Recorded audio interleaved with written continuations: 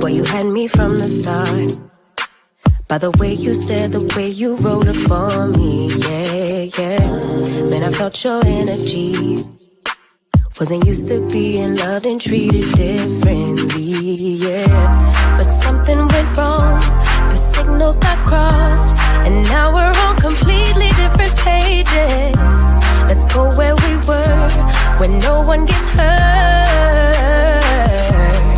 Baby, keep it right there, don't you stress the flow. You're trying to pick the pace up, we should take it slow. Baby, keep your focus, don't you make me change my mind. If you love me, baby, don't you switch up the vibe. Baby, don't you, baby, don't you, baby, don't you switch up the vibe. Baby, don't you, baby, don't you, baby, don't you switch up the vibe. Will you take me on a trip? Always up and down and back and forth in merry-go-round. I just wanna get it right, but when you go left, I'm stuck here feeling left behind.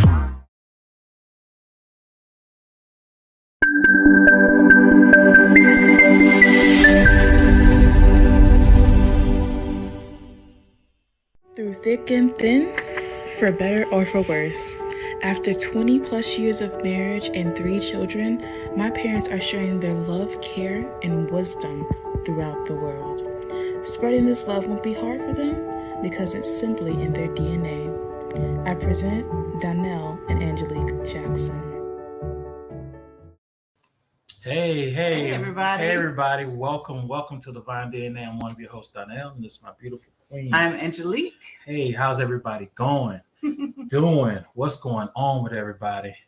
So listen, today is the day that we discuss, I'm sorry, I was looking at the comments. We discuss domestic violence. We have some very, very courageous people here going to tell their story. But first, we want to tell you a little bit of why we're doing this. Okay, everybody. So October is Domestic Violence Awareness Month, and I know you're probably like, well, if your show is about love and marriage and all things love and relationships, shouldn't it be just flowers and candy and sparkles? Why are you discussing a topic like domestic violence? Because our show is about love, relationships, healthy love and relationships. Not everybody is in a healthy and loving relationship, but we would love for everybody to be. And that's not to say that everybody will be, but for everybody that can and everybody that will, we would love to give inspiration, to give information, to give tools and resources. And tonight, and even the next 4 weeks, it's going to be about testimonials from survivors, people that have been victorious over domestic violence and have gotten out, have found true love, are in beautiful relationships now. And that's the goal. That's what we want to promote. We want to promote beautiful, healthy, happy, loving relationships and marriages. So that is the point. That is the purpose of us discussing such a topic as domestic violence. Yes. So please feel free. If you want to, you can ask questions. We'll bring the questions up. Now, the guests are already aware that if there's questions that they do not want to answer, they do not have to answer if they're not comfortable with it. So please be kind to them, because it does take courage for them to actually come up there and to tell their story. And I will appreciate, and we love each and every one of them that has come up. Now, we did have plans on one of our a Reiki practitioner, which was our friend. Family member. Yeah, family member of ours, Miss Brittany, but she did have a death in the family, so she will not be with us today. So we're sending our love to her, love, and positivity, vibes, hugs, everything to her. Peace, comfort, every positive feeling and vibe we could send. We love her so much. We appreciate her so much. We're so sorry. Mm-hmm. And also throughout the show, there will be a doctor. Dr. Tyra. She's going to be watching the show, but she will also be making an appearance on the last show. If we so happen to would like for her to come up, she is ready to come up. But for the time being, she will be making her appearance. And we will give her information for anyone that might want to reach out to her now before she appears on the show. Yes, this is Dr. Tyra Gardner. A licensed psychotherapist, a beautiful person, a business coach, lifestyle therapist. So many titles, but she is amazing. If you need therapy, she can do therapy remotely. You don't have to do it in person because she's based out of Philadelphia. Mm-hmm. So reach out to her if you need to, or if you're so inclined. She is taking clients. Okay, so if you guys, so that you guys will know how it's going to work, these guests have committed and they're willing to come back for each week during the domestic violence month. So they will be back again. They will be talking about different aspects of their story. They'll be asked different questions and just talking to us. They'll be talking amongst themselves. So you're going to get a lot of information today from them. You're going to hear a lot from them today. The theme of the show tonight is the beginning. So we get to find out what domestic violence relationships, specifically their relationships, were like in the beginning. Because we all know that domestic violence doesn't start on the first date. On the first date and first appearances, everything is glorious and beautiful and wonderful. Mm-hmm. And as time progresses, that's when things change. So tonight we're going to talk about the beginning. Yep. So I will be bringing them up. So after this brief introduction, they will be up and they're going to introduce themselves. All right. See you on the other side.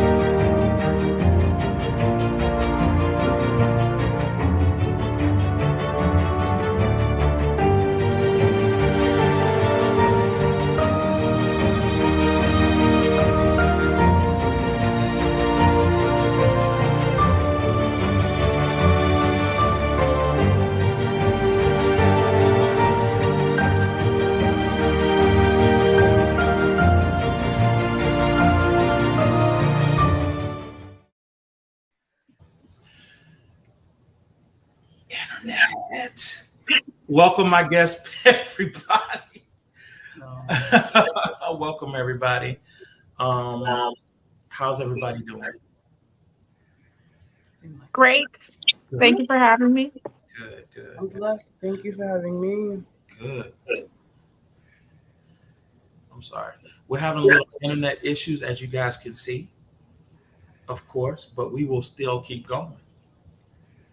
Keep the party going, as they say. So listen, really quick, can you guys just introduce yourselves to everybody, let everybody know who you are? Well, namaste and good evening, everybody. My name is Mandy B. I am from New York. I am the creator of Ugly Pretty Chick, so I'm an entrepreneur. Okay. Chrissy. Amazing. Hi, I'm Chrissy. I'm from Ontario, Canada. I am a Leo through and through. I am feisty. I am fiery. Don't mess with me or I'll fight you. No, I'm just kidding. Thanks everybody joining. I'm a bit of a firecracker. I'm a scheduling coordinator, so I have to keep everybody moving at all times. So I like to, kind of control things. So that's me, a little bit in a nutshell, but happy to be here. Thank you for coming. And you, Okay. young sir. I'm Noah Robbins. From Nigeria, and we're here to have a wonderful program and reach out to people and touch lives, basically. So I'm happy to be here. I'm blessed to be here. Thank you for coming. Thank you for coming. We're going to say hello to a few people in the audience because a lot of people are. Hi, Shanae. Hi, Nene. Oh my goodness, Yeah. everybody's You got to here. play catch up. Granny Peaches. Queen Bee. Hi, Tanya. Hi, Lady Blue. Welcome in. Welcome in. Sierra. Did I say hi to Sierra? Hi, Hi, Sierra. C. Rashawn. Hi. Rush in the house. Melanie. Hi, Melanie. Yes. Welcome in, Facebook.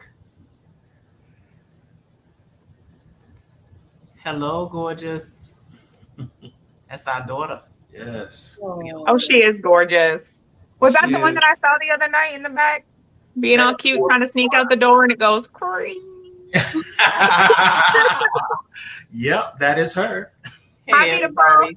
beautiful. Welcome in, everybody from Facebook and YouTube. We appreciate you. Yeah, we're going to get started. We just have a few questions. I know you guys were very excited about coming through. You guys had already started talking in the background. And of course, we was like, wait, time out. You know what I'm saying? So I'm glad you guys are here. And I guess I'm just going to start by asking, some of these questions that I do have here. So just bear with me as I read them. So what were you or your life like before your relationship? Who wants to take the question first? I mean, I can go first. I'm I was just saying in my head, Chrissy. Lady's like, girl, say the first one, girl. Go ahead. Yeah, Canada. All right. So for me, I'm pretty much like I am now. I definitely lost myself in the relationship, but I was always a firecracker. I was always somebody who very confident, very sure of myself, very opinionated. I did not take anybody else's opinions or thoughts. I thought I knew best at all times. Maybe I should have listened to some other people and maybe not gotten the mess that I got into, but you'll hear a little bit more about that later. But yeah, I'm just always been a very outgoing, talkative. I will talk to drying paint. Right? I'm so quiet. Like I hide it really well.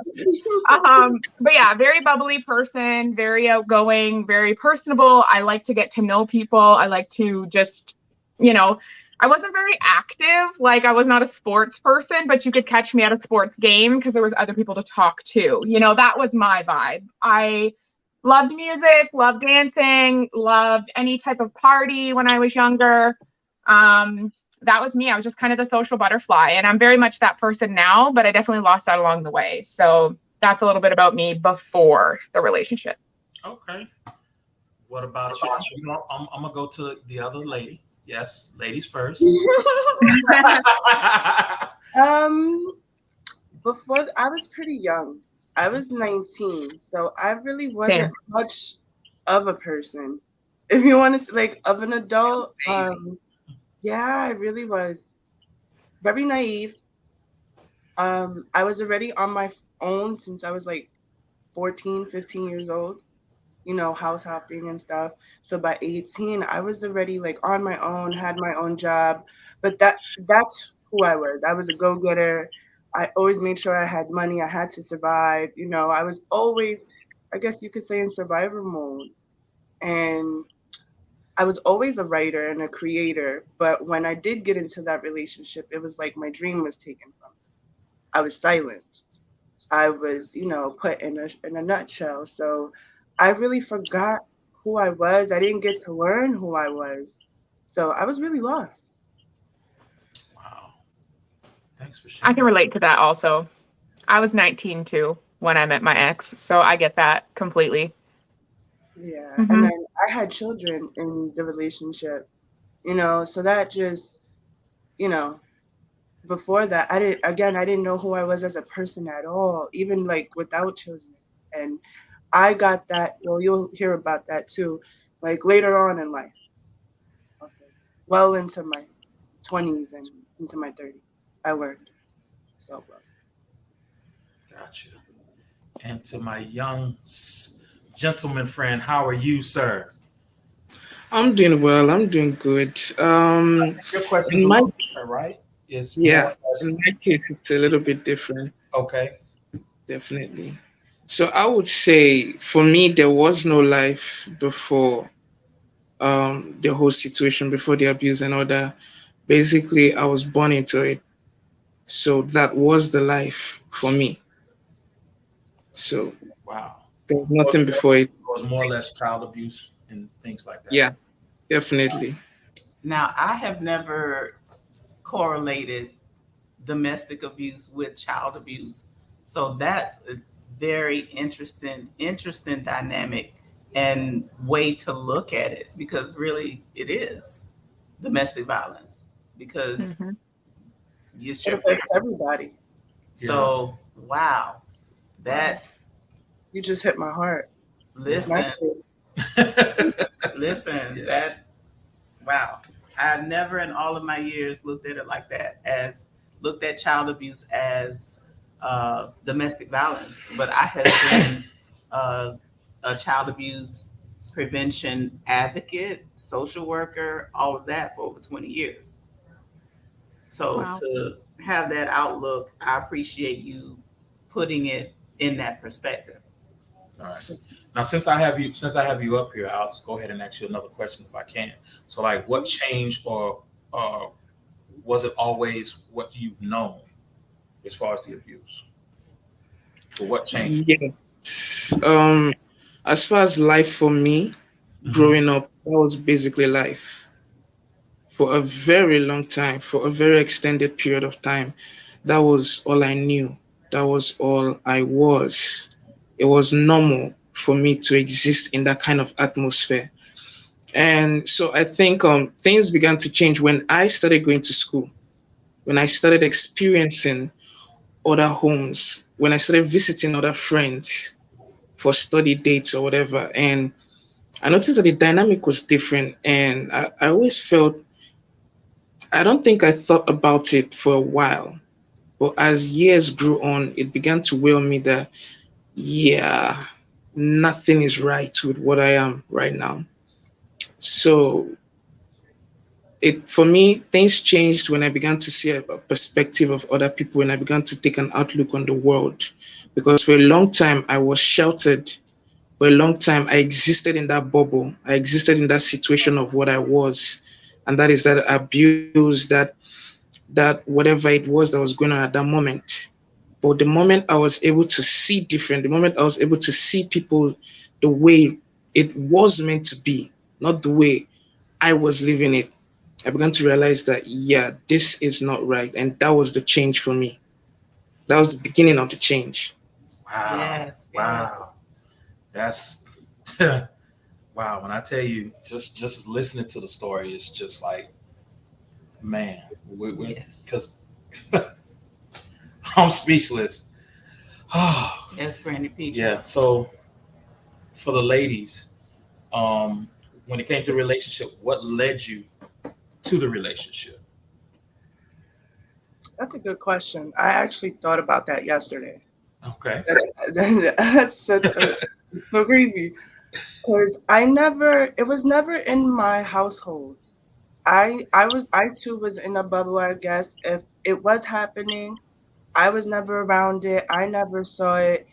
The men in my family protected women and children. You know what I mean? Did they fight amongst themselves as men, I guess, do? Yeah.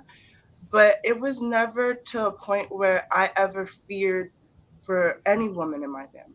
You know, I lost a mother at a young age. I didn't have my father at all in my life. I came to the realization of it was just love. And it was the idea of I had to be I wanted a family. I wanted to get married. I wanted to be with somebody, you know. I didn't think at that moment that that part I was pushed to believe that that's what you dealt with when you were in a relationship. You take the good with the bad, you take the ugly, the pretty, and you keep going, you know, and especially if you have children with them, you keep going because that's family and you always got to be there for family. And I ran with that for a long time because I took that from my childhood. You don't leave family behind, no matter who they are, what they do. And I took that into my relationship. And I didn't let go because of love. And I felt like since I was so young, I owed that person something. Wow. Wow. What about you, Tessie? For me, I can kind of relate a lot to Mandy on a lot of different things. So for me, I wouldn't say that there was abuse in my household growing up, but there definitely was a patriarch. So there was very much the dictatorship of my dad. So what my dad said went. My dad was the person who dealt out any type of discipline. My dad was served his dinner. His laundry was laid out for work the next day. His lunch was made. You know, if dinner wasn't ready, then it would be an issue when he got home. Like it was very much like the king of the castle type. So my view on marriage was I was there to serve my husband. Regardless of any issues that we had, I was there to serve my husband. So for me, love was always very skewed to promote and to elevate the man above the woman. So I already had this kind of skewed view of what a woman's role in a relationship was. It was very much to serve her husband. So for me, my parents actually divorced when I was 19. Same year I met my ex. So 2 months later, my dad just up and left my mom, said he never loved her, didn't know why he ever married her, regretted having children with her. So for me, my whole life was spiraling. Like I was, you know, no longer had my family home. I had to figure out where I was going to live. I was just newly with this person for 2 months who also turns out was a narcissist and was love bombing me into loving him. So it was all the promise of, oh, come live with us. Like I'm going to give you this beautiful life. It doesn't have to be with, you know, divorce, and you don't have to have that life that your parents had. Like we can build something together, and being young and naive and wanting love so bad. And I honestly swear it's Disney movies that make you think you'll always find your prince, because I'm telling you, you like anybody from kind of my age bracket has this dream of finding love, right? And when you're 19 and that's kind of knocking at your door, you're like, okay, I can get married young. I can have my children young. Because I always had this mindset I needed to be a mom by 25. So if that was the case, I needed to be married by 22 so that I could, you know, enjoy my marriage a little bit, and then I could start having children and all that kind of stuff. So I think everything just in a weird, perfectly not perfect sequence of events, it just all steamrolled. So I already had this skewed view of what a relationship looked like. And then I had somebody that was love bombing me and reeling me into his narcissistic web of manipulation and lies. And I just didn't want to end up like my parents. I didn't want to end up with a divorce under my belt. So I actually got married at 22 and was legally divorced by 30, I think, 29, 30. So that's a little bit jumping ahead, but yeah. So I can relate to a lot of what Mandy B was saying, like family above all. My dad walked away, so I had, you know, abandonment and daddy issues, and this man was promising me the world. So I was like, jump in 2 feet, not ask any questions. Red flags where? No, I don't see any flags. Let's go. You know? I got you. Would you guys say to the ladies, because I know with well, he had the experience with his parents. Did you guys experience any type of abuse while you were kids? I wouldn't say abuse per se. Like I was spanked, but it wasn't excessive and it wasn't meant to be harmful. What I will say is I didn't experience a traditional sense of love as a child, though. Like my parents were not affectionate. Am I freezing? Am I No. okay? No, you're good. You're Oh, good. okay. I froze on my screen for a second. I'm like, oh no.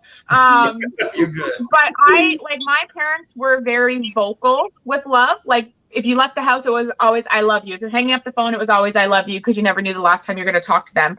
But it was never like a hug. It was never a kiss. It was never affection, and it was never let's talk about your feelings. It was always just I love you. That should be sufficient. I love you. That's sufficient. So I kind of always like longed for that sense of like love. I was never abused as a child. I did actually go through some sexual abuse from a non-family member when I was younger as well. When I was about 6 years old, happened one time. My parents did not believe me. That was lovely. And so I feel like there's been a few things that have kind of led up to potentially just jumping in feet first into the first experience of love that I had. Wow. What about you, Mandy? It's crazy how we are similar in ways, in many ways. I don't want to say I was abused because that, you know, I've witnessed a lot more children have had it way worse than I had, you know. So I was Yes. blessed, but I was cursed. But I want to say, can I interject just 1 second? Just because someone has it worse than you, it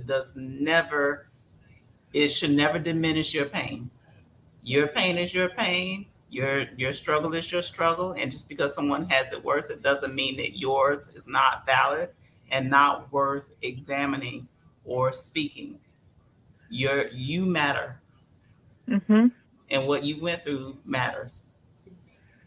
I learned that as an adult, and I want to say I learned that at 31. I'm 32. I learned that just last I'm year. 32 also. We're like twins. Weird. Sorry, carry on. Like, I wasn't told I love you like that. I love you was very manipulative in my family.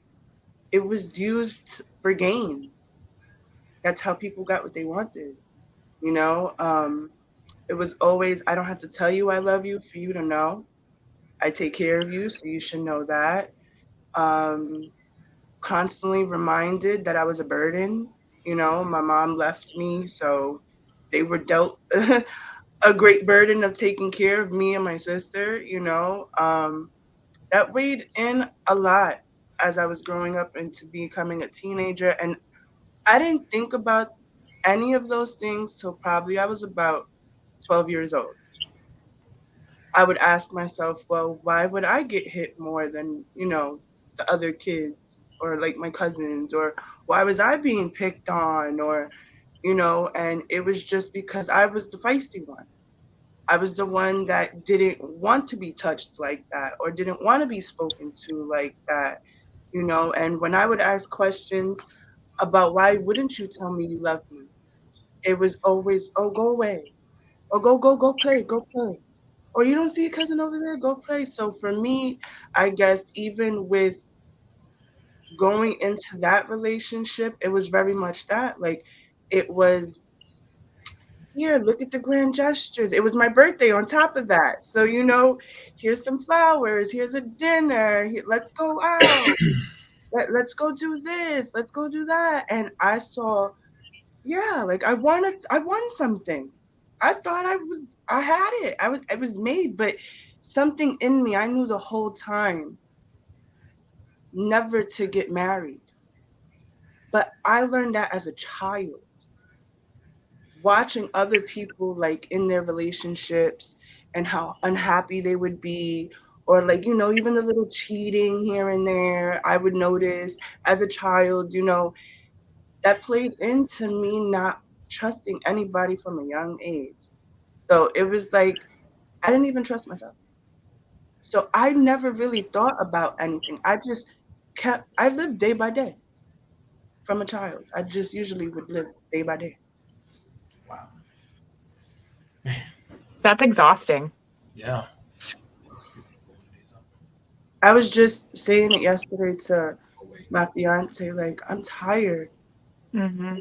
Like, I'm really tired of holding it, of not speaking, of why does everybody else get to tell their story, but no one wants to hear the other side of the story.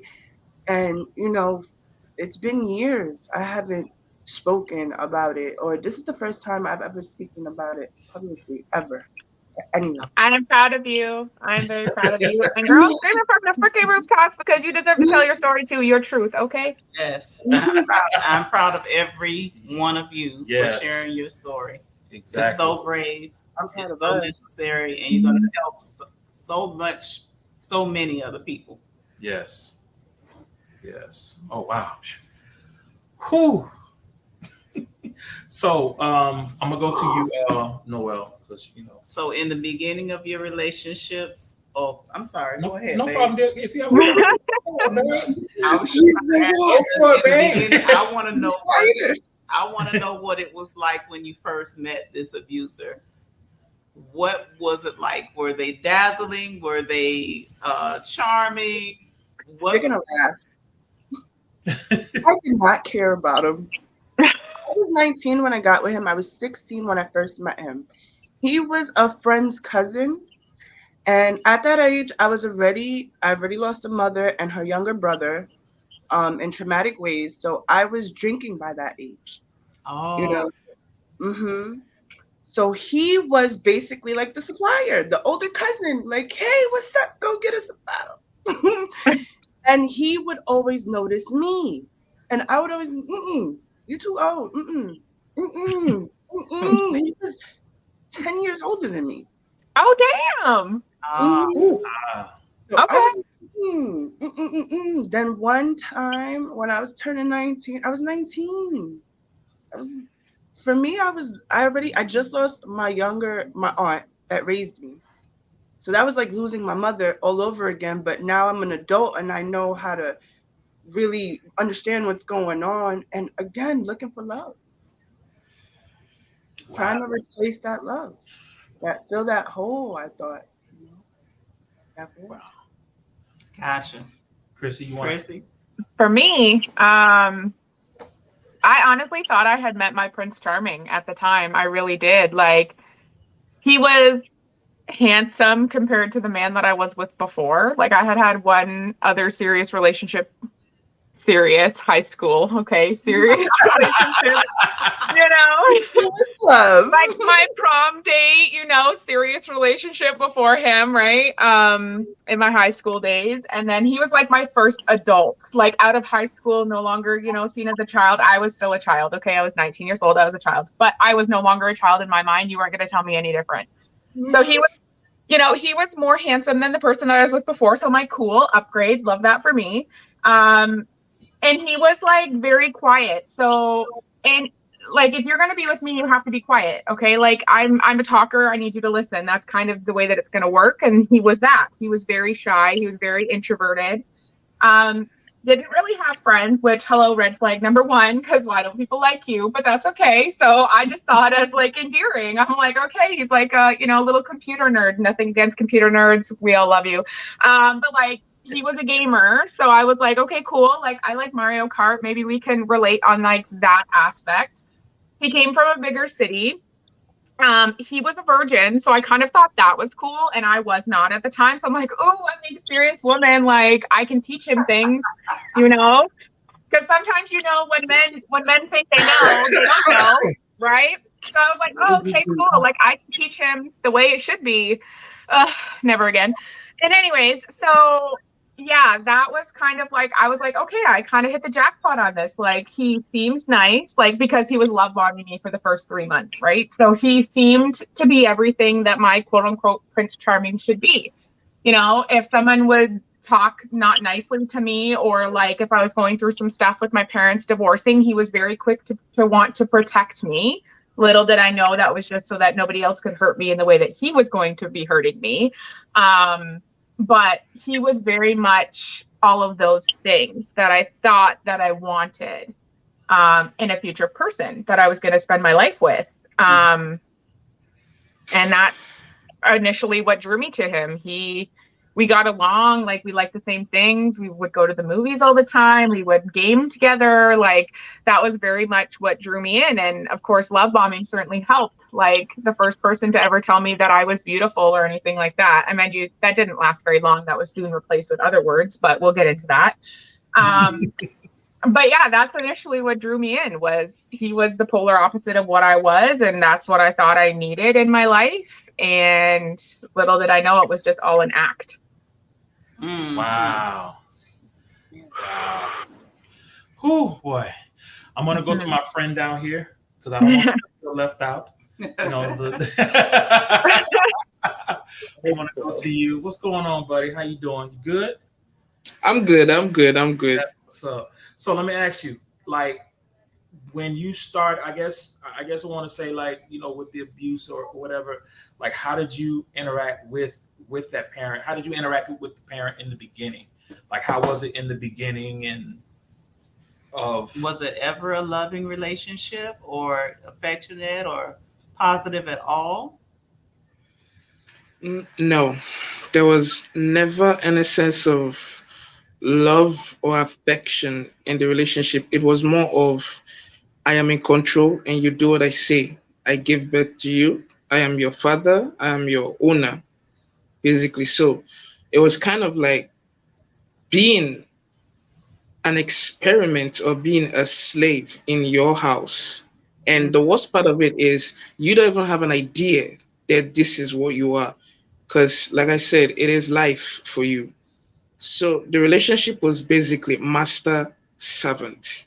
I tell you, you obey. Nothing else, nothing more. It's as simple as that. So I wouldn't say he did use psychological means, like there was a lot of physicality, but at times there was also psychological aspect, the emotional aspect of you can't do this because you're not capable, you would never be able to do that, and all that. You're not as good as the others, you're not as good as, because I'm a triplet. And that is what actually made it a little bit worse, because like it felt like it was me in particular that was being told, like, oh yeah, you're never going to be as good as your brothers, you're never going to be as good as anybody else in the whole world, you are basically an anomaly, you're a mistake, you're an abomination. So there was the physicality mixed in with the psychology of it all. And so the relationship was based on fear, based on if I don't do this, what is the repercussion? What am I getting next? What is the situation going to be like? So it's basically that mentality of I have to do this. I can't afford to not do this. I can't afford to fail. So it was kind of messed up, but the messed upness of it all was, for me, that was okay. That was normal. The relationship was how it should be between a father. We don't even call him father. We call him bossman. We call him sir, because he was also a military personnel. So he used that hand in training us as well. So to you, when you grow up in that space, in that bubble, you kind of, nothing else makes sense to you but to obey, basically. So that was just the whole Survival. situation. Yes, Survival mode. exactly. Survival mode. You have to obey. You have to do it. Yo, go do this. Yes, sir. You're doing it. Like there is no. Oh, but daddy. Oh no. What? Are you? Are you kidding? Who do you want to talk to? So that was that kind of situation, and also coupled with the fact that at the back of your head, you're like, I am a failure. I'm not as good as these other people. Maybe if I do whatever he's saying more, maybe if I try harder, maybe I could be as good as they, or maybe he could be less harsh. But no matter what you do, you're never enough. No matter how you try to react, no matter how you try to push yourself, you are never at that peak. You're never enough. So that fear remains. That servitude stays. Wow. Wow. So trust me, as we hear your stories, we will have questions, but a lot of the stuff that we're hearing is like a shock factor for us. So, um, yeah, wow, yeah. I'm gonna take a quick break. And we'll come back. Yeah, guys. we'll come back and we'll hit the comments and see what everybody is saying in the comments for you guys. Okay, we'll be right back with a quick break. Hey there, in the mood for some style? Well, make your way over to queenbeehustle.com. Miss Hustle don't play no games now. She gave y'all options, keychains to multi-purpose trays to t-shirts. Select products can even be customized, all of which are made by this beautiful lady here, Miss Queen Bee. Head on over to queenbeehustle.com where hustle and creativity uniquely meet. Hey, hands looking a little plain there. That's okay though, I got you. Just head over to Nail Beauty by Brittany. Wait, don't tell me you don't know who she is. That's okay, that's fine. It's a good thing that ... here. I'm here to tell you. Nail Beauty by Brittany is an upcoming establishment that makes everyone's hands look pretty to boost your confidence throughout your daily basis. You get all these custom nails at a very affordable price. With proper care, these nails can last up to 3 weeks. If you head over to Brittany's social media, you'll see all of the custom nails that she has made thus far at a very affordable price. This company was made by this beautiful young woman here, Miss Brittany. Now y'all go over ahead and get your nails pretty, y'all. I'm showing enough in. Oh wow, okay. Yeah, he had to go and He's doing something, but he'll be right back. He'll be right back, guys. Once again, guys, thank you so much for being here. We definitely appreciate it. For you guys coming here telling your stories. Go to the comments. A lot of people in the comments are feeling you with your stories. We've even had some questions that came up. So let's get into it. Yes. So this question is: how long did it take you to break out of the abuser, apologist, enabling cycle? And or how long did it take for you to identify certain actions as abuse? Dang, daughter. Wait a minute. Wow, those are two very good questions. Wow. She coming with this. Wait a minute. Did she come too early? Is this part? Which part was this? Hold up. What? I have part. Wait a minute. I thought that was like episode 3. Over your parts. We have 4 parts here. She done created her own part. For real. I like the tenacity, though. I like the tenacity. She's like, I got questions. Let's go right now. She got questions right now. You know, your parts. You know, so we gonna make it do what it do, guys. So if you guys are ready to answer that question now, you can. But trust, this question will remain if it's needed to be in one of the. If we need to tackle it later. She came in. Guns blazing. I mean, I'll answer. So for how long it took me to get out of the apologist enabling cycle, I would say to the very day that I left, to the very day that I chose to leave, which was 9 whole years. Go me.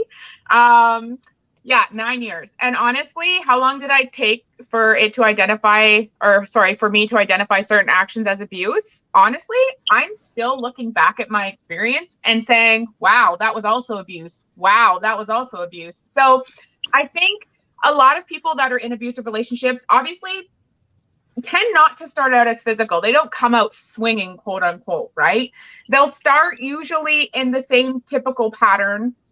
It usually starts as manipulation, right? So they'll love bomb you, then they'll get mad, but then they'll love bomb you, then they'll get mad and they'll manipulate you, then they'll get mad.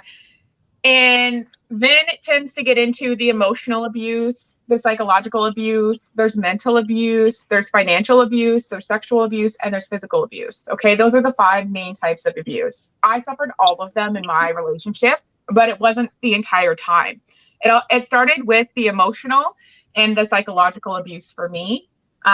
when I tell people my story, and I'm so numb to that portion of me now because I'm so far disconnected and I am so far from that relationship now in my current marriage, that when I talk about it, I almost kind of don't really resonate with that person, that version of me anymore.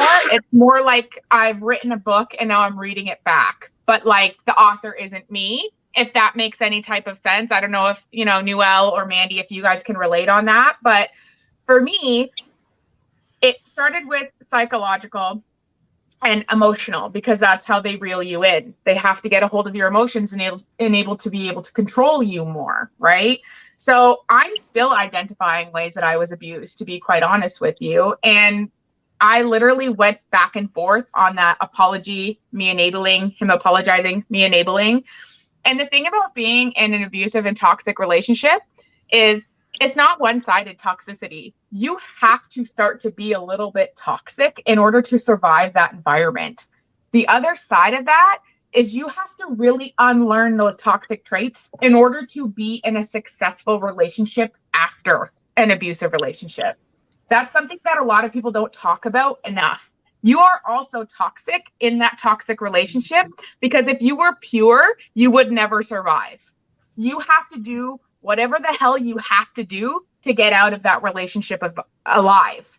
So you have to unlearn all of those things, all of those tactics that were created to save yourself and to keep yourself sane. You have to unlearn those things.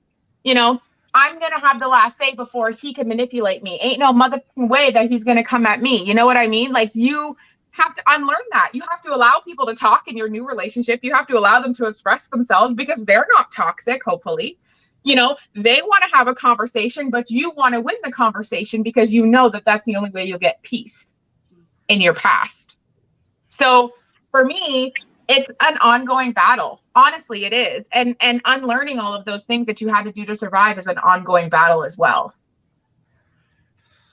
Yes. Wow. Yes, indeed, Noel. Exhale. It takes so much self-awareness and work on yourself in order to break those habits. And let me tell you, I am 4 years out of that relationship. I am 3 years into the healthiest relationship I've ever been in my life. And I still get debilitating triggers where no matter what my husband now is saying, even if he's calm, even if he's kind, even if he doesn't do anything wrong and just sits there, I am not rational. I am not a rational human being in that moment. It's like, I can't hear what you're saying because I'm in a trigger. So now my husband and I obviously can talk through those. And it's more so, I'm triggered right now, I need 5 minutes. Or I'm triggered right now, just please give me my space. Or I'm triggered right now, hug me to make it go away. Because each trigger is different and each trigger requires a different antidote, we'll call it, right? Because triggers are essentially poison from your past. There has to be an antidote. You just have to figure out which one at what time, really. Wow. So an immense amount of self-work. Yes. A lot. Yeah, that's one of the things I was writing about earlier too. Was value, your worth, what that really means. Right. Because people just say that like, yeah, I'm worthy, I'm valuable. No. But what are you worthy of? What are you worthy of? Love? Everyone's worthy of love. I thought I had love. What is love? Love is different to everyone. Everyone has their own love language. Are you worthy of the love that you seek? Are you worthy of the love that you give? What are you worthy of? It's a lot. For me, you guys, again. Take your time. It sounds. We already know where it is. Sounds insane. Yeah. But it started from the very beginning. Like, it didn't take long at all for the abuse to start. Again, I don't know what abuse is at that age because in my mind, I didn't go through that. So I don't know what that really looks like. I was pushed. That was the first time I ever experienced domestic violence. I remember it like it was yesterday. I'll never forget it because I was so in shock that somebody had the nerve to put their hands on me and push me in public. We were in Madison Square Garden. Right? And a cop, it was so intense that the cop saw I had a watch on, it flew off my hand because I went forward. And he asked me, "Are you okay? Are you okay? Tell me right now, are you okay?" I looked at everybody and I saw nothing. I heard nothing. And all I could say was, "I'm fine. It's okay, leave me alone." Numbness. Yeah. And that is when the manipulation started. I'm just realizing is when that person came in afterwards, like, "I'm sorry. I didn't mean that. I was drunk. Please, let's just go. We need to go." And that person, even on the way home, told me, "Go. Why are you with me? I'm not a good person." And I still didn't want to believe it. If I had a freaking dollar for every time I heard that, ooh, that I didn't narcissist want to in believe him. it. And Mm-mm. I too stood a long time. It was 10 years of on and off. I left 1,000 times. I came back even more times than I left. Mm-hmm. And what really did it for me was the self-love. Is when I actually finally got that taste of freedom, of what Amanda was outside of that relationship, what Mm-hmm. Amanda was outside of the children, outside of being abused, because I knew I was more than that. I Mm-hmm. even going through all of that nastiness, I knew I was worth more than that. That was the Mm-hmm. sad part. That's what depressed me the most. Was I knew that wasn't right, and I did it anyway. And I remember distinctly one time towards the end, one of my cousins asked, "Is going through this worth your life?" You do know people die by accident, right? You do know that a single push, you grab someone the wrong way, you punch them the wrong way, you slap them the wrong way, you throw something at them the wrong way. You can end their life right there. For what? For ego? Make you feel good? And when she asked me that, it was like asking myself, do I even love myself? Do I love my kids? That's how I felt. That's how I took it. Like, you're asking me, do I love myself and my kids right now? Why am I angry that you're asking me that? Because I should be able to say, yes, I do love myself and my kids. Why am I doing this? And it took me, again, till I said, no, I love me. I don't have a mom, and I don't want my kids to not have a mom either. Mm. So when I realized if I didn't leave, I was going to die, because I had many moments of that. Even the person telling me, looking at me in my face, telling me, I've seen it before. I knew it was time to go. Oh my. And I left just like that. It was one day I got up, ironically on his birthday. It just so happened to be that day. Happy birthday. That's what I said. Deuces, anxious days. I left with nothing but Mm-hmm. whatever I had on my back, my kids had on their back, and my car. And it was cold as hell. It was April. I left, and I never looked back, and I never will, because Good for I knew you. that I was worth more, you know. And later on in the story, it came a point where he even manipulated me to even keeping my children. But we'll get into that. Mm. Right. Me, oh You know my. what? You know what the worst part of it too is I was that friend that was always telling my friend, like, girl, he cheated on you. Why are you with him? Leave him. Girl, he put his hands on you. Leave him. What are you doing? I would show up with her to go beat them up. And my whole house, all these little skeletons are in there. And I'm like the one that's like, I would never be in that situation. Psych. I'm But that living was it. But I would never deflection. be in that situation. Like, That was deflection. I learned that later. a That was deflection to 100%. take That's it the only off way of that you me. can. That's the only way you can exist in your life and still have friends is deflecting. Because could you imagine if they ever knew? That was my thing. Could I imagine if my friends ever knew? Well, what little friends I was allowed to have. Let's be real. They did Uh, know. Mine did know. And they oh, were girl, just mine did as not. scared as I was. Mine did not. But I was always that one. Like, and I'm the fiery one, right? So I could never let anybody see that I was weak. That was another thing for me. My pride was so high. It was like my family didn't know, my ex's family didn't know. Nobody but the two of us knew what was going on in our house. Wow. Have you ever got blamed for what you went through? Like, Oh, not yeah. even the person, Oh, not yeah. even the person, just outside people, even family. Like, well, you put yourself The through way it. that I have been told that you cannot be raped in marriage from too many people Oh my is just God. like, I'm sorry, when I say no and still get, I was gonna swear, I don't know if that's allowed here, and still get, But listen. It's Queen Bee approved to okay, use whatever language, and she okay, I just appreciates wanted to that. confirm. If I She say no and I'm still getting fucked without my permission, I'm sorry, but that's rape. I'm sorry, it is. Call it what it is. You don't want to be a rapist? Don't fucking rape me. How about that? Like, it is what it is. But yeah, Sometimes it was done to not be beat. yes. It's Not like, right. do I give in and just get it over with? Or do I have the argument? Do I have to go sleep in my car with my dog because that way I won't get beat? Like, I was sleeping in parking lots in my car for months at the end.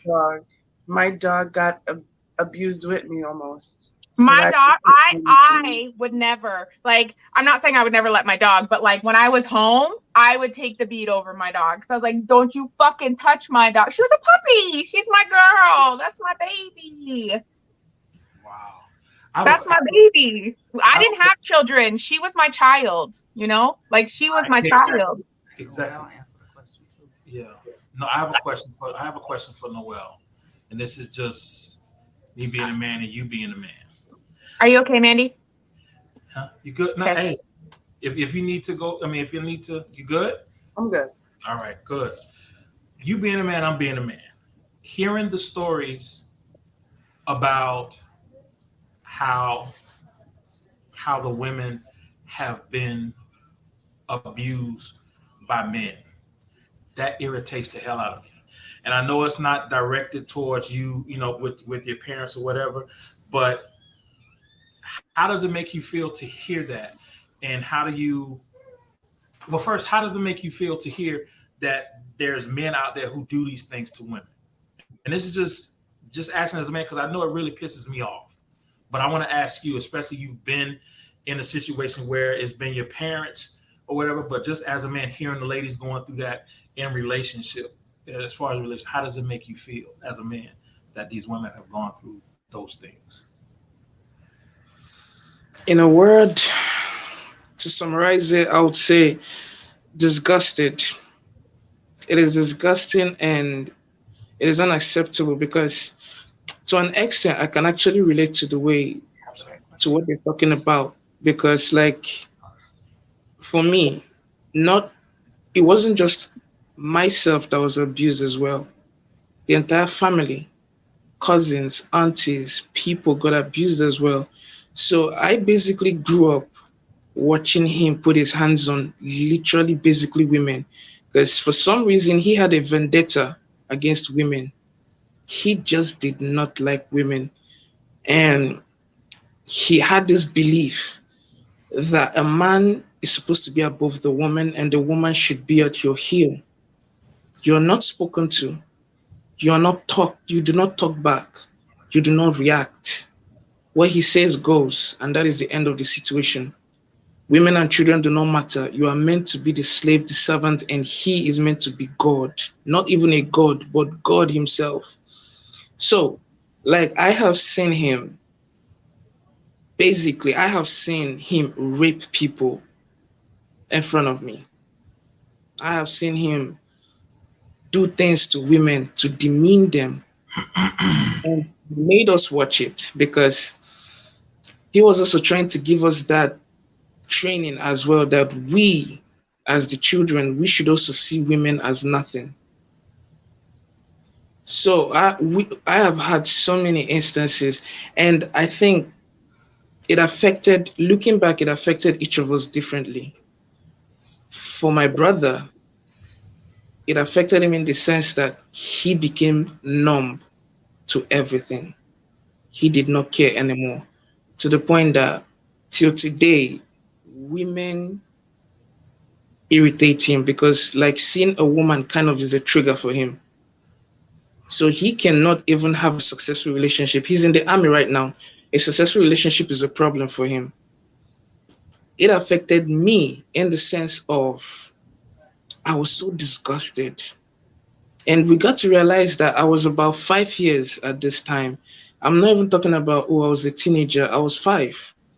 And I was seeing things happen in front of me that my brain could not relate to my senses. Like, boy, what the hell are you looking at? And that kind of made me disgusted. I went to sleep at night vomiting. I slept in my vomit.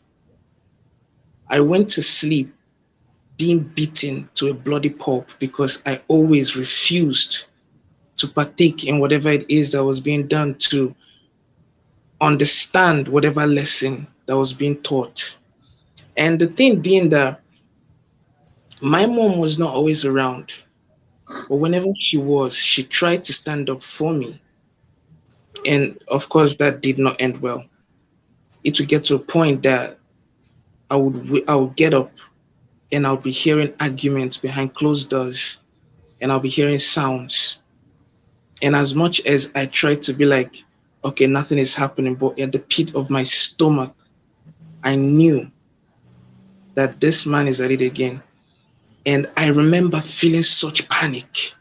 I didn't know what to do. I would run to the window. I would try to look in. The window was closed. I would be shouting. I was so scared.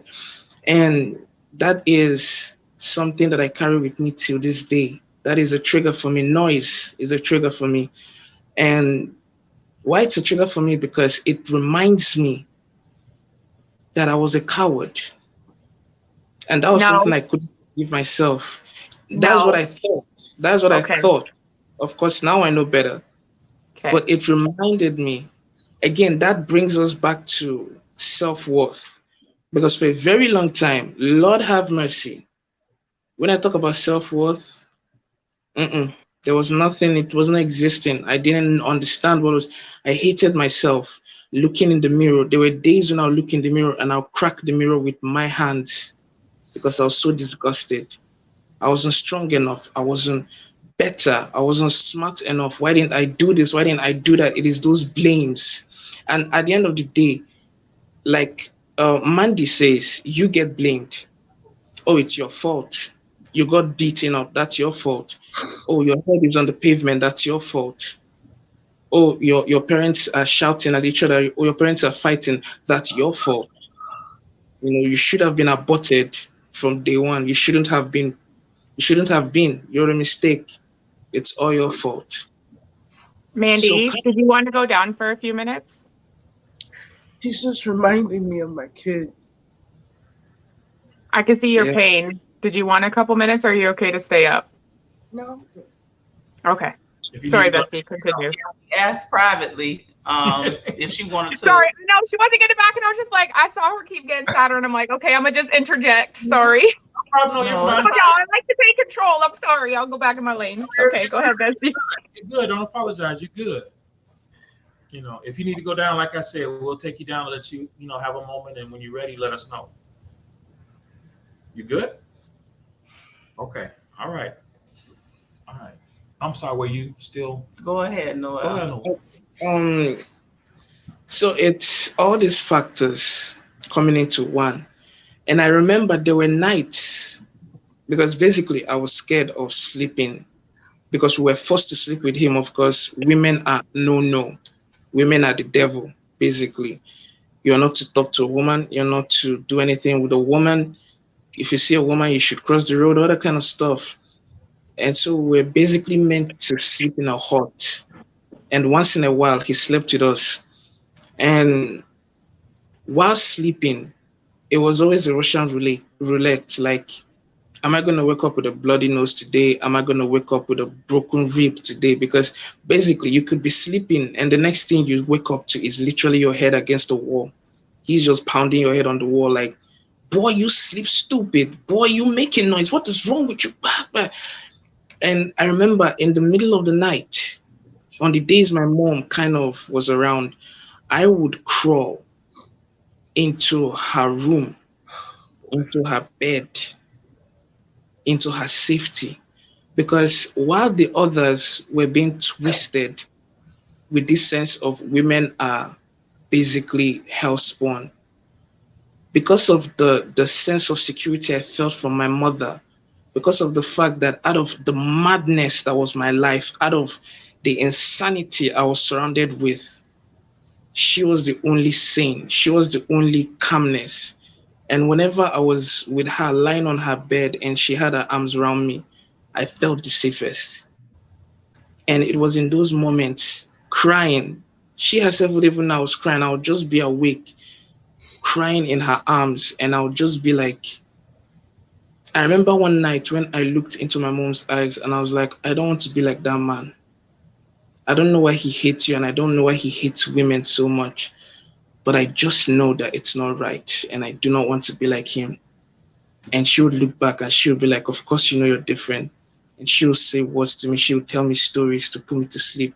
And of course, he comes into the room and he drags you by the ankle and he like, woo, because the house was huge. So his wing is different from every other wing. So he takes you to his wing. Just know you're dead that day. So like he locks me up. And there was a point that I wake up and I'm like, why was I born? That question comes into your head like, why am I existing? What is the point of all this? Is because they teach about God, and it feels that what kind of a God would allow me to exist in such a fucked up situation? I did nothing. I was born. What the fuck did I do? I literally come into this world and somebody's telling me that I should have been aborted. Like, bro, hey, I mean, and all those questions come into your head. But I remember one particular moment when we had a scenario. It's a little bit fuzzy, but I remember that I was getting, as usual, another beat down of my life. And I remembered in that second, in that split second, and he wanted me to cry. Because one thing he loves is to see you break. He loves to see you cry. He loves to see you crack. So when he's beating, he's like, cry, nigga, cry. What the fuck is wrong with you? Cry, you dumbass. And that is something that he loves. But that day, I did not cry because I was so done. Again, I was about 6 years old. Mm-hmm. I was so done. He was everything. My ribs were broken. My nose was broken. I was bleeding from my ears. I was bleeding from everywhere, bleedable. But like, I remember that in that second, I just felt in my mind, I was like, boy, I'm gonna die. Well, I'm dead. But I remember that I was like, God, if you exist and I survive this, I would never be this man. I would never have my kids go through this. I would never be in a situation where a woman is hot anymore. I would never try to even understand why he's like this because I would walk my path and I'll protect every woman and every child that I come across. And I was like, but God, if I'm not going to be alive, then just let me die now because the pain was too much. And that is why to this day, when I hear about abuse and I hear the things that women go through, it hurts me personally because I get it. I understand it. I have seen it. My mom has gone through it. My sisters went through it. My aunties went through it. So when you ask me the question of how it makes me feel, disgusted, sick to my stomach, and it's a sad thing that happens. It's really sad, but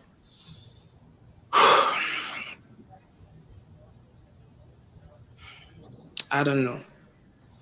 I don't know. I gotta be honest. Like till today, sometimes I do try to figure out like why was he like that? Why do people do what they do? Why do some men do what they do. It could be for the power, it could be the fantasy, it could be that they themselves. Because again, all this is cyclical. The abuse goes round. They come from an abused family and this is what they know. And they do it. Their kids come out and this is what they know. And it just keeps going and it keeps going. But it is disgusting. And to every woman who is going through such a situation, you're not alone. You really aren't. And no matter what's happening, you need to find the strength because he's never going to change. He's never going to stop. He's never going to be better. Forget whatever visions you've had of him in the past. It is not happening again. The man will apologize and do it again and apologize, and your kids will be trapped in this circle. And Lord have mercy, they grow up and they do the same thing and it just keeps going. Take your kids and just leave. Because that child is the trap that most men have. Oh, you can't go anywhere. He's my kid. Who's going to be his father? All that stuff. It's not worth it. Just leave. Just move. So, disgusting is what it is. It really is disgusting. Wow. Oh, man. Amazing testimony, amazing words, amazing encouragement. Thank you so much for sharing your experiences and your truth. Yeah, appreciate it. Absolutely amazing. Wow. I'm going to take a quick We're going to take a quick break again. Okay, and we'll be right back. We'll be right back.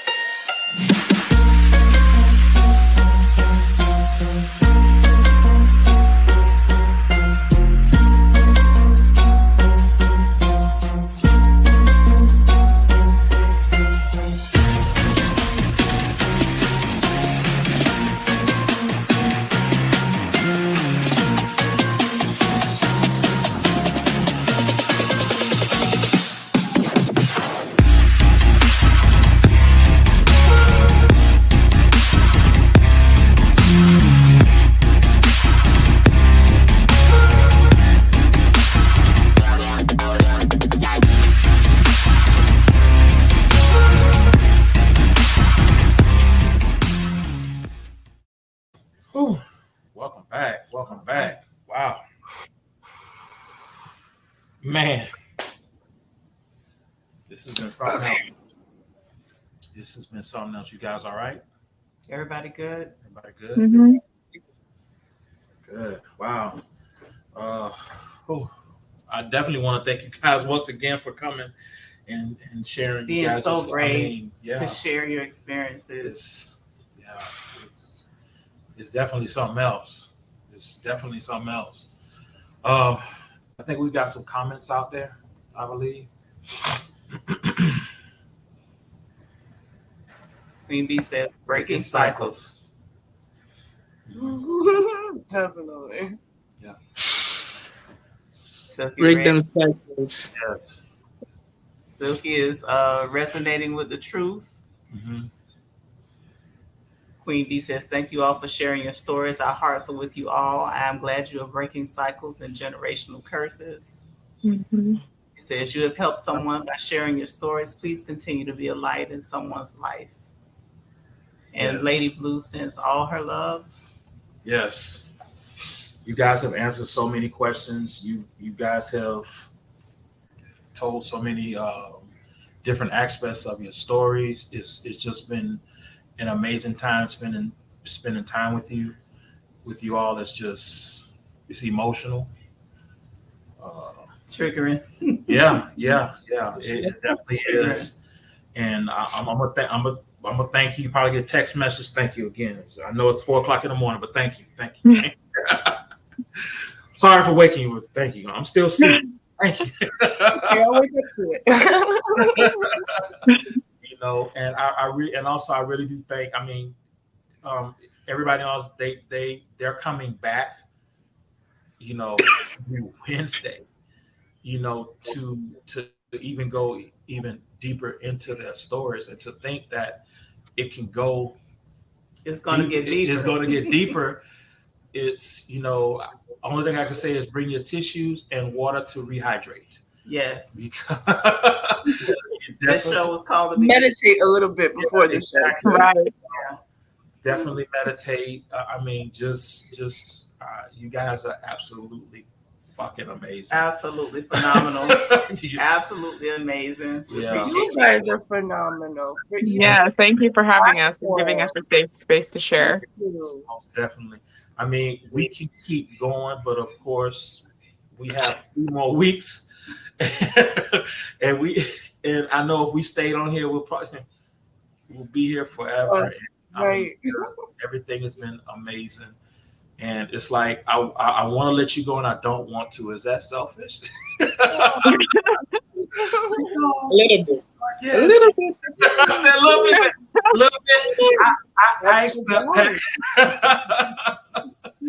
You know what I'm saying? But like I said, just thank you for coming. I'm going to put the number up. We're going to put the number up for Dr. Tyra again.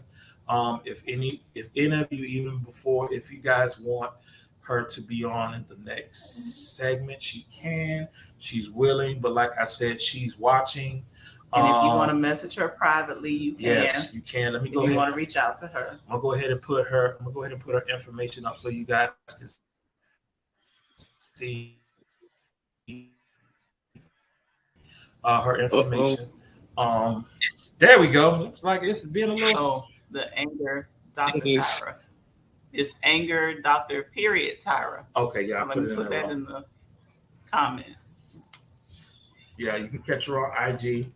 And you can reach her at info at tyra@gardner.com.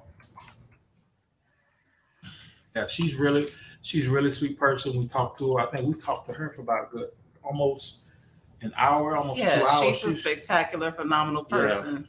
Down she to earth, also has weekly lives on Sundays at 6 p.m. on IG.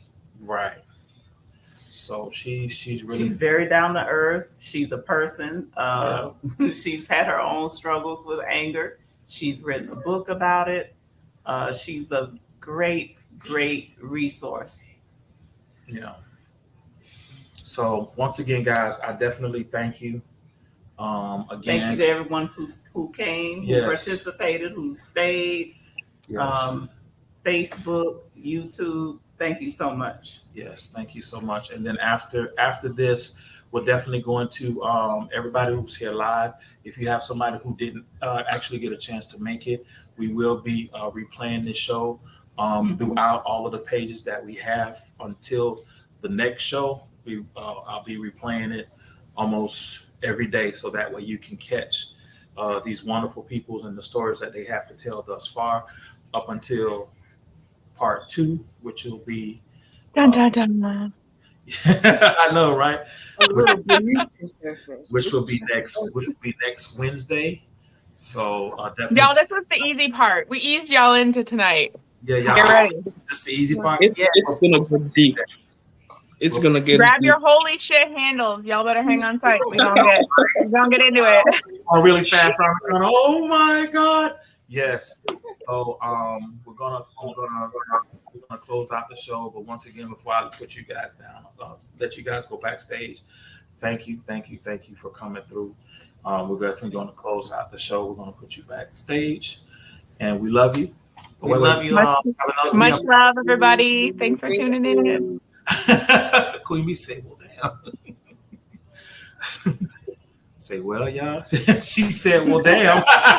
Queen Bee said, well, damn, You there's gotta more. go home, but If you have any Oh, questions Lord have mercy. that you guys want to ask myself and the wife, as you can see, the email is down there, support at divinedna.life. If anybody has any other questions whatsoever, but definitely you can hit us up. We'll be glad to answer any questions. But I'm going to put you guys backstage. Just hang out. And thank you once again for coming. We appreciate you guys. Thank you. Thank you, fam. No problem.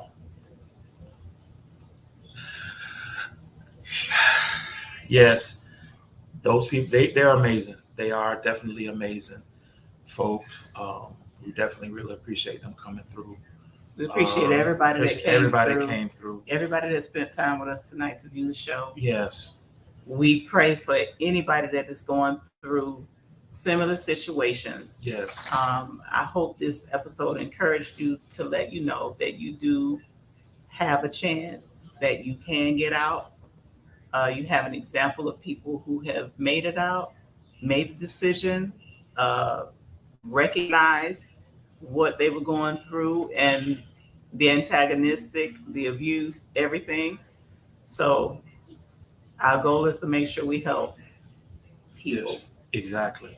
If you know anybody based upon some of the things that you've heard today that possibly may be going through it, make sure you either direct them here. We're going to place the numbers up. Write down the numbers. If you need the numbers, feel free to contact us. We'll have those numbers. I'm going to place the numbers up once again before we close out the show. And yeah, that's pretty much it. So thank you so much, guys, for coming through. Silky, it's good to see you. Thank you for coming through. We appreciate everybody that came through. And we thank you so much. So we'll place the numbers up, and then we're going to close out the show. And everybody have a good night. Good night, everybody. We love and we'll it. see you next week With for that- part 2. Get ready. What's part 2 name, babe? The part 2 is the change. The change. And that's at the point where the relationship changes from the wonderful, dazzling, beautiful beginning to the horror. Yes. So just get yourself right. Get ready. What she said, what you call it, the hang on, because it's about to go down. All right. We love you guys. Thank you guys for coming through. We appreciate you, each and every one of you.